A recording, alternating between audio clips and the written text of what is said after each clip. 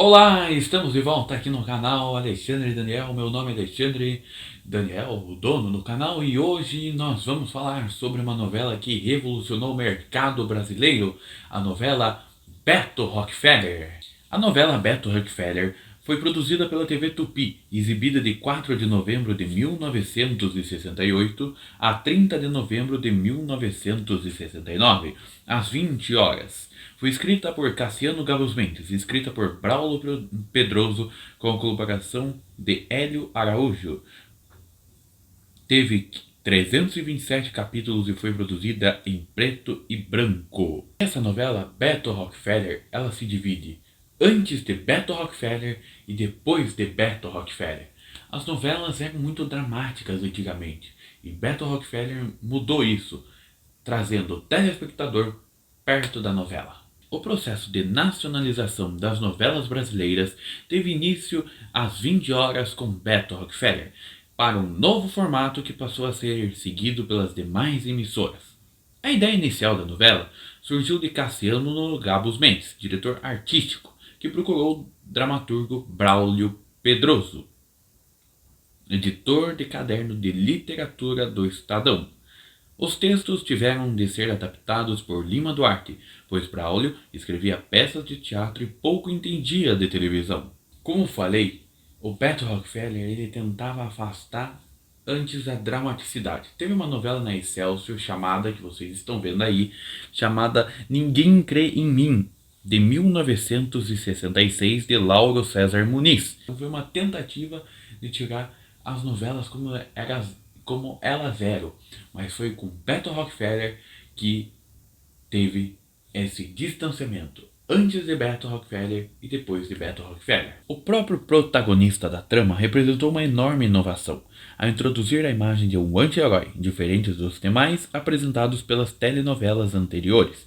Um personagem de caráter firme, sensato, absolutamente honesto e capaz de qualquer proeza para salvar a ironia das adversidades, tendo atitudes boas ou más, conforme as situações no dia a dia. A novela também, Beto Rockefeller, ela revolucionou nos diálogos, mas também na forma de atuar. Antes era uma atuação muito exagerada, e agora, com Beto Rockefeller, era mais natural. O próprio Luiz Gustavo, que interpretou o protagonista, fazia questão que o personagem fosse o mais verdadeiro possível, sendo uma linguagem coloquial e os diálogos incorporando gírias e expressões do cotidiano. Os atores improvisavam suas falas, inventando diálogos que não estavam no script e também eram novo na TV. Um dos méritos da novela foi dar ao público uma fantasia com gosto de realidade. As notícias dos jornais da época faziam parte da sua trama. Os fatos mais sensacionais e fofocas mais quentes eram comentadas por suas personagens. Outra inovação foi a trilha sonora, que deixou de trazer mais sinfonias tocadas por orquestras e utilizou populares na época, como Rolling Stones, Bee Gees. Nem tudo foi perfeito no Beto Rockefeller, e a TV Tupi esticou muito a novela, prejudicando a história. Braulio Pedroso, com grande estafa, abandonou a sua obra quando foi substituído por 3 autores liderados por Eloy Araújo. Alguns atores tiraram férias e muitos dos capítulos eram preenchidos com qualquer criação de emergência.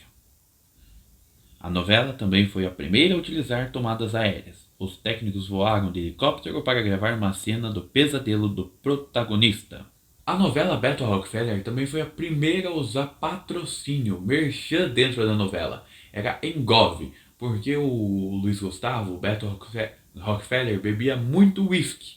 Então ele usava Engove para melhorar, mas não é oficial o merchan. Infelizmente há pouco material disponível dessa novela. A TV Tupi, antigamente, ela gravava um episódio numa fita e gravava outro episódio em cima dessa fita. Então o que tem é na Cinemateca Brasileira. É o que restou, foram poucos trechos. Não tem capítulos inteiros da novela Beto Rockefeller. E você sabe a história? Não? Então acompanha aí a história por meio de imagens. Temos algumas. Olha só.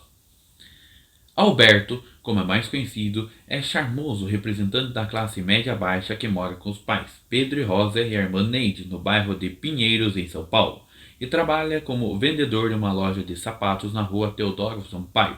Com sua intuição, malandragem, o vendedor Beto se transforma em Beto Rockefeller, primo em terceiro grau do magnata norte-americano Nelson Rockefeller, e consegue penetrar na alta sociedade, através de sua namorada rica, Lu, filha dos milionários Otávio e Maitê. Assim, ele consegue frequentar as badaladas festas e as rodas da mais alta sociedade paulistana. Quem Beto preferia, afinal? A Lu, garota sofisticada e rodeada de gente importante, ou a inocente Cida, a humilde namoradinha da vizinhança? A contradição será explicada através do seu nome. Beto, humilde trabalhador do bairro simples. Rockefeller, sofisticado e badalado da Rua Augusta, lugar muito frequentado pela alta roda nos anos 60. Beto Rockefeller teve 22 pontos de audiência. Foi a última novela da Tupi a bater a Rede Globo de televisão. A partir de 69, Janete Claire escreveu Véu de Noiva, se espelhando nessa novela Beto Rockefeller. É assim, liderando no horário, acabando com a hegemonia da TV Tupi. É sem dúvida um divisor de água das telenovelas brasileiras e foi copiado até pelo Véu de Noiva na TV Globo, na Rede Globo, pela Janete Claire, esse meio. Porque antes as novelas fugiam da realidade brasileira. E Beto Rockefeller trouxe mais a realidade brasileira para os lares brasileiros. E foi a última novela da TV Tupi a ganhar um troféu imprensa. Bem, essa foi a novela que marcou, que foi o divisor de águas do que se produzia antes e se produziu foi Beto Rockefeller. Tchau, muito obrigado, até a próxima.